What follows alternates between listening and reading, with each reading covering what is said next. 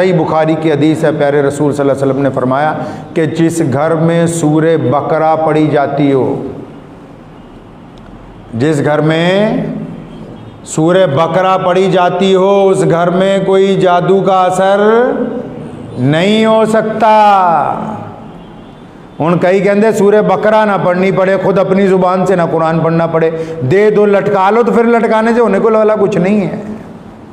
डॉक्टरों के पास जाना छोड़ देना, घर में ही रहा करें। बच्चों को बोले दवाई लेके बाहर दरख्त पे लटका दो भाई।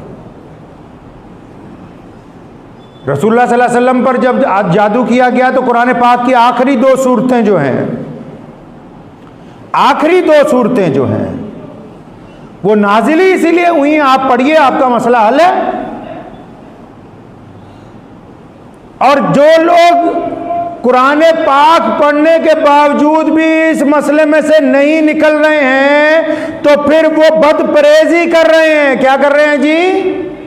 अब एक बंदा शुगर की दवाई खा रहा है, बार बार चेक करता है, शुगर हाई आ रही, दवाई सुबह दोपहर शाम खा रहा है। अरे दवाई सुबह दोपहर शाम खा रहे हो, फिर भी वो अपने मुकाम पर नहीं आ रही, क्यों?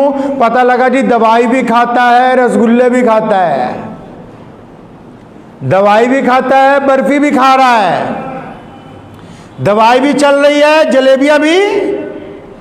अब डॉक्टर कहेगा कि भाई जब तुम परहेज ही नहीं कर रहे तो फिर दवाई का तो असर नहीं होने वाला। तो अगर जादू हट ही नहीं रहा, टूना हट ही नहीं रहा, तो इसका मतलब आप जाती जिंदगी में अभी अपने गुनाहों से परहेज नहीं कर रहे हैं। आपको इलाज के साथ परहेज तो करना था, झूठ बोलने से। इलाज के साथ उन लोगों की नफरत तो दिलों से निकालनी थी जो अल्लाह और उसके रसूल का हुक्म है। इलाज के साथ जो रिस्क खा रहे हैं उसका जरिया भी तो हलाल बनाना था। अब हराम कमाई के साथ हलाल काम करने चले हैं, तो कीचड़ के साथ अगर कीचड़ को धोएंगे तो सारी जिंदगी चेहरे से कोई भी सफाई होने वाली नहीं है। अगर ये आयतें असर नहीं कर रही तो इसका मतलब मरीज परहेज कर रहा है। मरीज अपने पास से कुरान पाक की आयतें जुबान से नहीं पढ़ता, और पढ़ता है तो फिर उसके कारनामे इतने नापाक हैं कि उन आयात का असर नहीं हो रहा। वरना अगर इन आयात को किसी पहाड़ पर नाजिल कर दिया जाए तो वो रेजा रेजा हो जाए, उनमें इतनी अल्लाह ने ताकत रखी हुई, उसका असर नहीं हो रहा।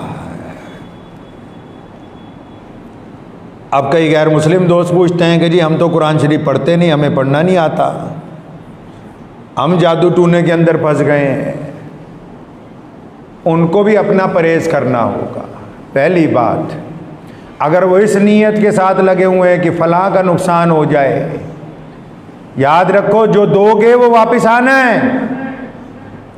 लोग पूछते ना सेहत कैसे अच्छी बनती, कैसे बिगड़ती है। अगर आप तिब्बे नबवी में पढ़ाओगे, बहुत खूबसूरत सा छोटा सा असूल लिखा है कि जो खाओगे वही निकलेगा, जो खाओगे वही बनेगा। जितना गुड़ डालोगे उतना ही मीठा होगा ना जी। नेकी करोगे नेकी वापस आएगी, गुनाह करोगे गुनाह वापस आएगा, धोखा करोगे धोखा वापस आएगा, बेईमानी करोगे बेईमानी लौट कर वापस आएगी। अब अगर कोई ऐसे लोग हैं जो मुसलमान भी नहीं है और तावीज़ गंडों के चक्कर में फंस गए, अगर वो लोगों का बुरा चाहते तो उनका बुरा होगा, अच्छा नहीं हो सकता है। कैसे निकला जाएगा इस चक्कर में से? सबसे पहले फरमाया इस मन को पाक करना है, इसे पाक करना है। आप मुसलमान हैं या नहीं हैं, इस दिल को पहले आपको पाक करना होगा। इस दिल में से लोगों की बुराई और हराम लुकमे से तौबा करनी होगी। आप जब परहेज करेंगे रसूलुल्लाह सल्लल्लाहु अलैहि वसल्लम के हुक्म के मुताबिक, फिर बाबियाना कारोबार बंद हो जाना है।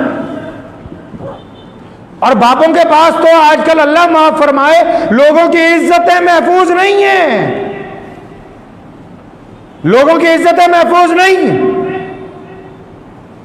इंसानियत के साथ वो खिलवाड़ मजहब के नाम पे, कहा ना उरूज से बहरोवर न होगी कभी हयात मुनाफिकाना, जुबान पे इस्लाम का वजीफा मगर ख्यालात काफिराना। इसलिए अपनी जिंदगी के अंदर इस बात को नोट कर लें। कोई बंदा आपको कह देता है मेरे पे जादू हो गया जी, मेरे पे टूना हो गया, भी उसको और हवा मत दें, उसको डराएं नहीं। शरीयत ने कहा है कि आप लोगों को डराएं नहीं, मोहम्मद रसूलुल्लाह का हुक्म है लोगों को डराओ नहीं, उनको हौसला दो। अगर उसके साथ परेशानी है उसे समझाओ, अगर ज़्यादा परेशानी उसको बोलो सदका करे अल्लाह के रास्ते में, ज़्यादा परेशानी उसको बोलो रात को लेट के इत्मीनान से सोचे कोई ऐसा बंदा होगा। अगर किसी की औलाद हो ही नहीं रही, डॉक्टर कहते हैं सारी रिपोर्टें ओके हैं और बाबे भी फेल हो गए, तो इत्मीनान से रात को लेट कर सोचे कि पिछली जिंदगी में किसी ऐसे का दिल दुखाया था जो आज भी तू बेखबर हो गया और वो खबरदार है, तो भूल चुका है, वो आज भी तुझे पर दुआएं दे रहा है। उस गरीब के साथ जो ज्यादती की गई है, उसके साथ जो जुल्म किया गया है, जब तक हुकूकुल इबाद की माफ़ी नहीं होगी रास्ता खुलने वाला नहीं है। ये दुआएं यहाँ से जाती हैं और गरीब की किसी की आह होती है, किसी गरीब की मजदूरी मारी हुई होती है, किसी के साथ ठगी मारी हुई होती है, किसी की माँ बहन के साथ ज्यादती की होती है, किसी का नाजायज दिल दुखाया होता है, किसी को बिला वजह गाली दी होती है। इधर से पूरी ताकत से दुआएं जाती हैं और बड़े बड़े वली जो सच्चे वली हैं अल्लाह के, जब वो भी दुआएं करती तो दरमियान में उस मजलूम की आके उन दुआओं को रोक देती, वो तो अर्श तक पहुँचती ही नहीं है। तौबा, इन तमाम मसाइल का हल है तौबा। मुफ्ती रशीद अहमद साहब लुधियानवी, मुफ्ती आज़म कदसर रहमतुल्लाह अलैह फरमाया करते थे, अस्तगफार, सबसे ज़्यादा अस्तगफार, बार बार तौबा। सुने, जादू टूने में सारी फंसे हुए हैं, मुसलमान हो या गैर मुस्लिम। जो मुसलमान है 24 घंटे अस्तगफार पढ़ें, और जो गैर मुस्लिम है इस चक्कर में फंस गए 24 घंटे ये सोचे कि रब्बा किस बंदे का मैंने बुरा किया था, मुझे उससे माफ़ी की तौफीक अता फरमा। खुदा की कसम आप तौबा करते चले जाएंगे, आपकी तौबा कबूल होती चली जाएगी, बीमारियां आपसे दूर भागती जाएंगी। जब तक आप तौबा नहीं करेंगे, अगर आप उल्टे होके भी लटक जाएं तो दुनिया का कोई मौलवी, कोई तावीज़ गंडे वाला आपको बचा नहीं सकता है। ये सब वहम अपने दिल से निकाल दें, फलां फलां कुछ कर देगा।